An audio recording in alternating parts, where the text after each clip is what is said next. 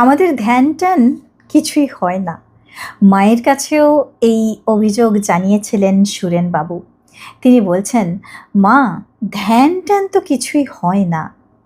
মা অপূর্ব সুন্দর উপায় বলছেন, তা নাই বা হলো, ঠাকুরের ছবি দেখলেই হবে। ঠাকুরের তখন অসুখ, কাশীপুরে ছেলেরা পালা করে থাকতো।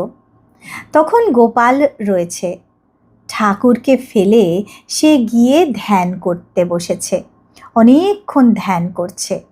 গিরিশবাবু এসে শুনে বললেন, চোখ বুজে যার ধ্যান করছে তিনি এখানে রোগশয্যায় পড়ে কষ্ট পাচ্ছেন, আর ও কিনা ধ্যান করতে গেল।